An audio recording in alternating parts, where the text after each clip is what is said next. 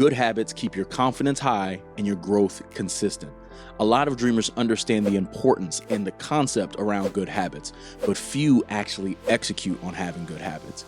And it's my desire for you to be a doer and not just a talker when it comes to achieving your biggest goals. And so we are going to be talking about how to plan, start, and keep good habits.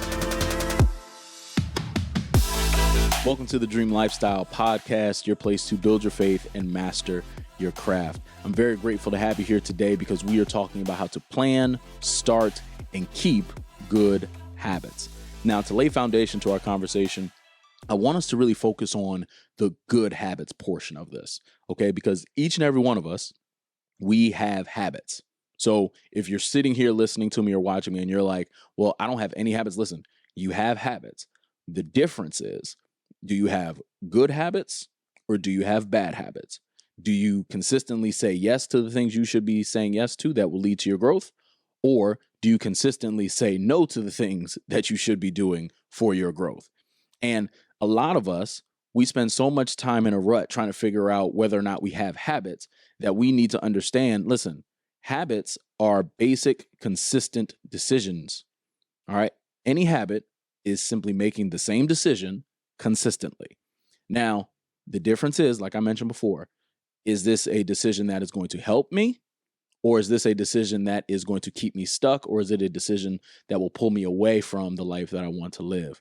And the way in which we're going to be covering it in terms of planning, starting, and keeping is important because, really good habits, like really effective habits, do require planning. And that's why I'm a really big fan. I'm a really big advocate for people to create success strategies. And, success strategies can be super detailed, but they also can be super basic. But the heart posture behind creating these success strategies and ultimately planning out the habits is being intentional with, okay, this is what I'm going to do. This is the action strategy that I'm going to commit myself to, that I believe with the information that I have will lead to my success.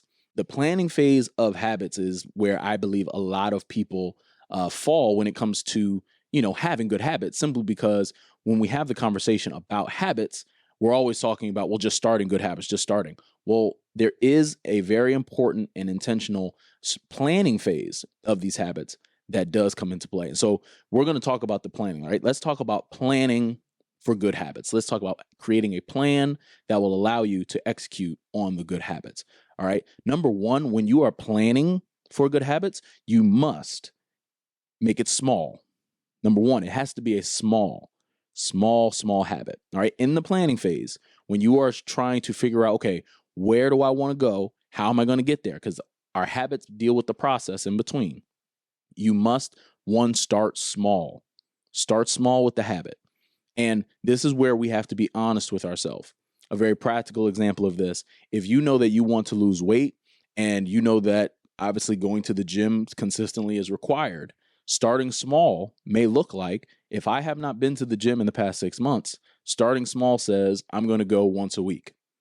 As opposed to where the trap that a lot of people fall into is saying, okay, I'm going to go 4 days a week.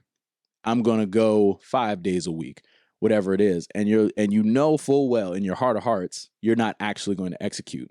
So when we're in the planning phase of our good habits, number one, we need to start small because we want to be able to give ourselves proof of concept. We want to be able to give ourselves something very achievable so that way we can build and stack, because really good habits allow our confidence to grow because we are basically honoring our word to self consistently. So if we start too big with the habit, we're almost setting ourselves up for frustration because, we decided to start out at that level because we saw, we heard about what other people do or how other people do it.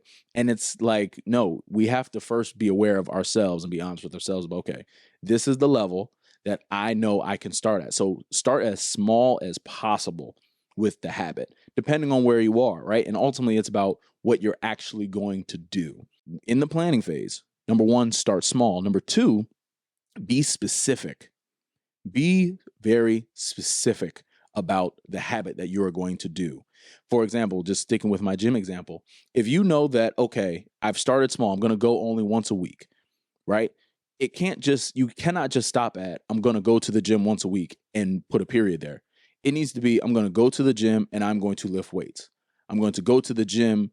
I'm going to do cardio, whatever it is. You want to be very specific. So that way, again, you're going in and you're not leaving yourself any wiggle room to get out of it. You want to be very specific for planning purposes, so you know exactly just what you need to do. And as you continue to plan and everything like that, this is where getting more information gets involved and everything of the sort.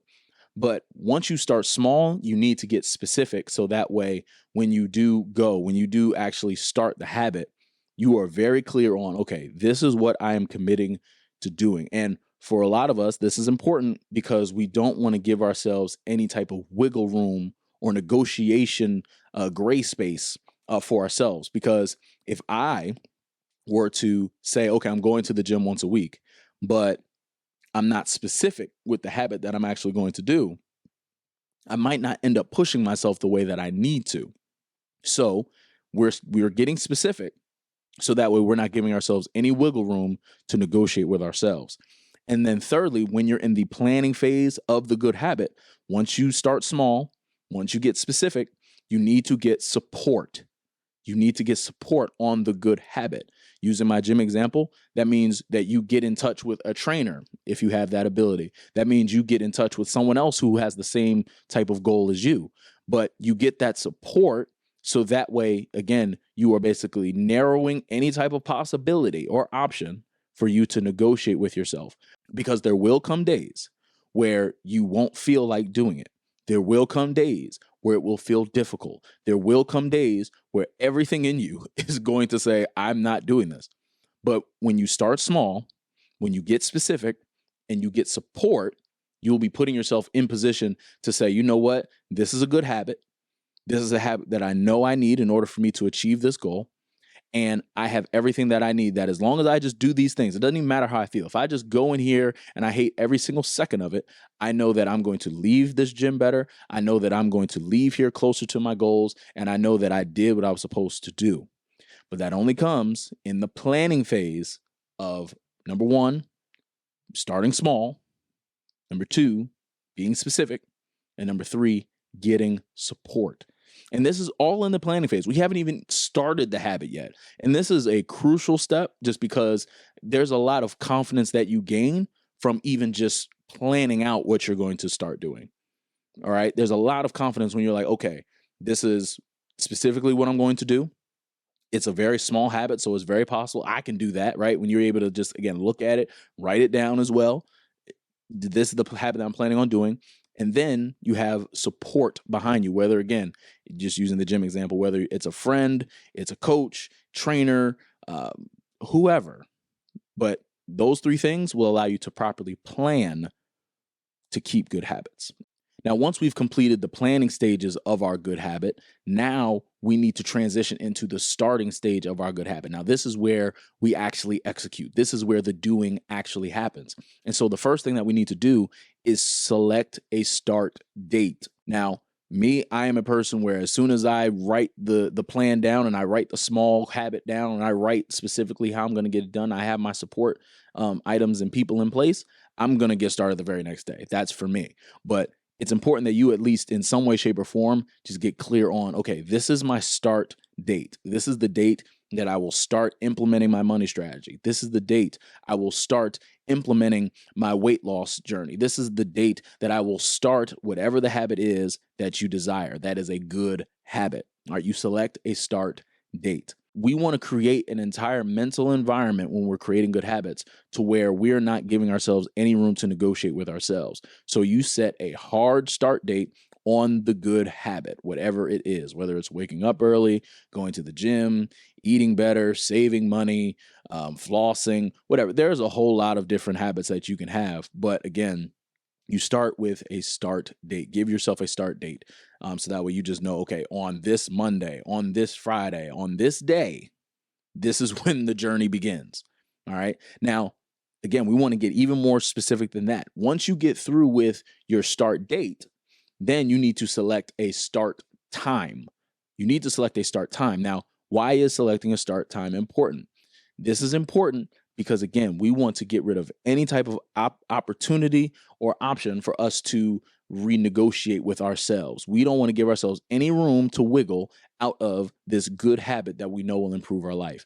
So when you think about, just using my gym example, when you think about going to the gym and you've gotten small, you've gotten specific, you have support, and you even set a start date, you want to even give yourself a time. So it's not just saying, okay, I'm going to start on Monday. And when Monday actually gets here, you're like, and it's 8 a.m. You're like, I said I'd go on Monday, so I'm not actually, I can go later. I can go during my lunch break. I can go after work, whatever it is. And you don't set a time. And then when lunchtime comes, you're like, oh, I'm gonna just go after work. Then when it's after work, then it's like, oh man, tired, it's been a long day. And then next thing you know, you're not going at all. So you want to give yourself a start time. And again, this is very practical, but it is so effective to where you give yourself a date, you give yourself a time. I'm going to the gym at 7 a.m. I'm going to start saving my money the next check. I'm going to start fill in the blank at this specific time.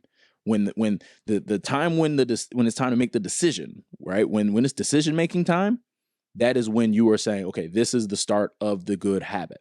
And so you want to get specific with this time because now you're able to communicate with your support. You've set a very small, specific habit that you're going to be doing consistently, and you will be doing it at a right start date and the right time.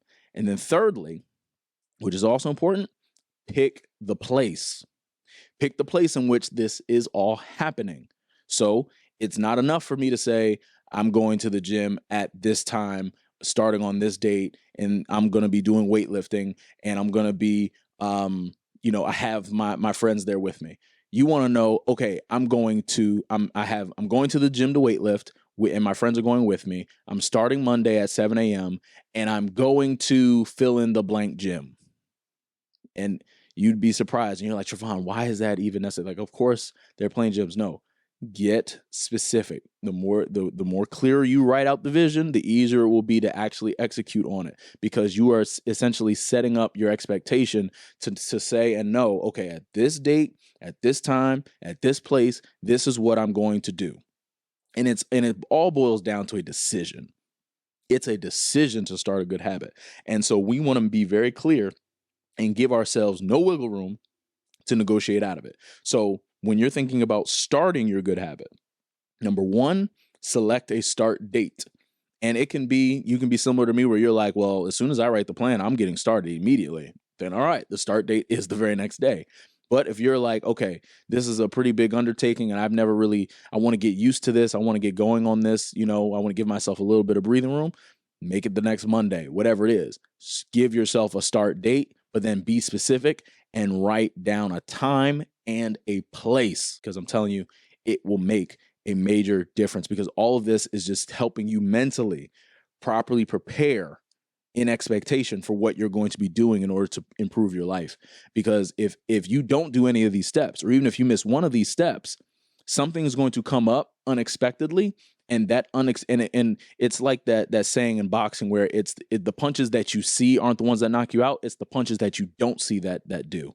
And so if you account for all things possible when it comes to starting your good habit, you will find yourself in a much higher place of confidence, at a much higher level of intensity and excitement even, when it comes to starting the good habit, because you've laid out every single possibility. You know exactly where you're going to go, when you're starting, and you know where you're starting. It all matters. I'm telling you, it all matters. So that is the second phase of actually starting the good habit. Once you've gone through the process of planning the good habit and you started the good habit, now it's time to keep the good habit. Now, this is where a lot of dreamers fall off, because they're not as flexible as they should be, or they just don't really remain committed to the process as they should. Because it's not enough to have a really good habit for a week and then you fall off. It's not enough to have a really good habit for even a month and then you fall off. You want to make sure that you are intentional with keeping the good habit. Your good habit should not be seasonal. Your good habit should be something that sticks with you through the rest of your life. Your good habit should be a tool that you're able to keep with you at all times. Your good habit should not just be a seasonal thing that you take on. Your habits are a part of your being. So we need to not only plan the habit, not only start the habit, we've got to keep it. So in order for us to keep our good habits, we have to, number one, be practical with our progress. What does that mean? Being practical with our progress is essentially a defense mechanism for us, a healthy defense mechanism that will allow us to not feel down on our progress if we're not, quote unquote, seeing massive results in short periods of time. What does this look like practically? So many of us will feel down on ourselves because we haven't reached, step 10 and it's only been a day, or I've been to the gym consistently once a week for the past month and I've only lost 2 pounds, right? Where we see that type of progress and we get down on ourselves. So you want to be practical with your progress so that way you can effectively manage your emotions. Because again, having a good habit is a process. And so in order for you to achieve whatever goal that you have for yourself, there is a process. So that means you can't just go and look at the data and your progress after 1 week and think, oh my goodness, I should be further along. The reason why we're practical is so that way we don't fall into that. Because what happens if you start to feel that way? If you start feeling like, well, I've been doing this for the past month, the past 2 months, and I feel like I should be further along. Most of us start feeling down on ourselves, and we're less likely to stay consistent with the good habit simply because we did not manage our emotions. We weren't practical with our progress. So you have to be able to stick it out regardless of the progress. And it's almost, I shouldn't even say almost, it's really just having an attitude of gratitude for, you know what, I've started this thing. I've remained consistent with my word. I've honored my word in saying, this is what I'm going to do. I've planned well. I've been executing well. And I have to continue to believe that if I keep doing this, I will reap the benefit at the end. I will reap the benefit in according to the plan that I set forth. So I'm not going to feel down if it's only been a day and I'm not seeing the progress that I thought I would. I'm not going to feel down if it's been a month and I haven't seen, the results I thought I would. I'm going to stay on it. I'm going to stay consistent because I know that if I follow through on my word and I keep going, I will reap the benefits. And so we have to be practical with our progress. Number two, you have to burn the boat. You have to burn the boat. And what does this mean? This is what I believe is one of the greatest separators for a lot of people who are high achievers and performers. It's a matter of just making a personal decision that this is what I'm going to do. Like, it's really a decision that says, I will not stay the same. It's a decision. It's a very personal decision that when you realize that, you're not happy with where your life is trending, you're not happy with where you may be in your position in life, it's a decision that says no more.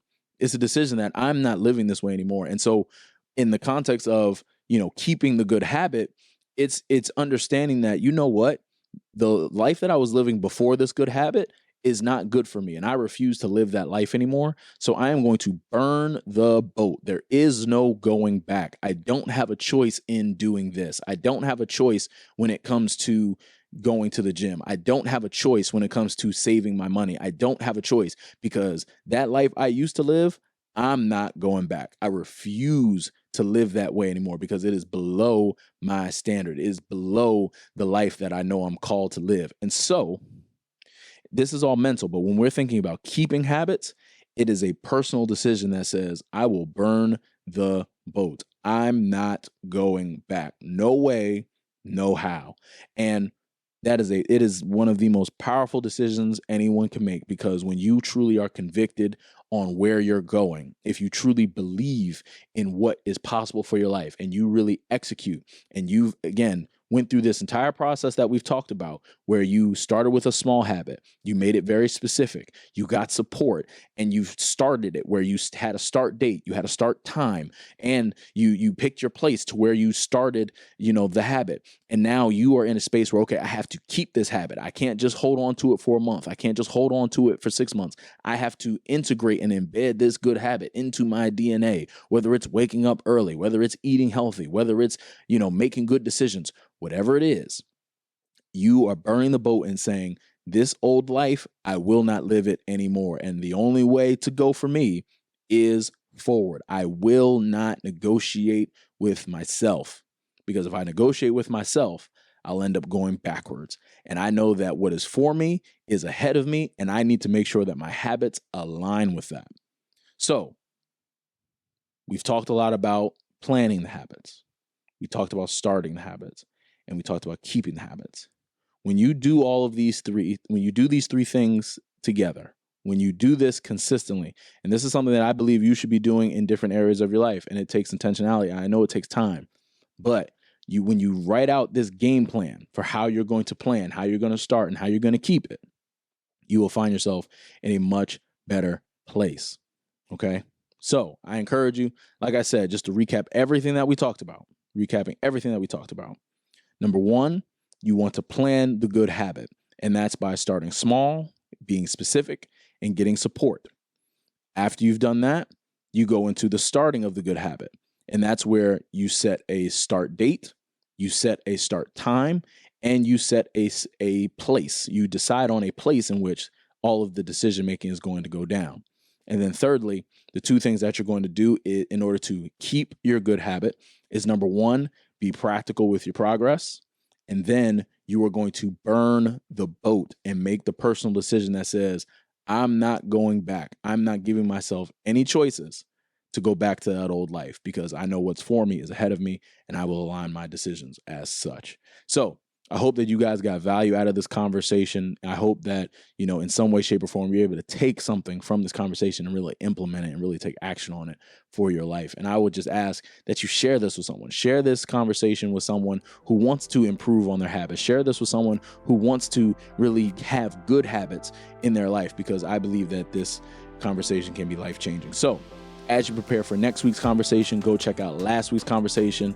I appreciate you. I'm grateful for you. I hope that you win. Always remember, your dream is possible as long as you're willing to work for it.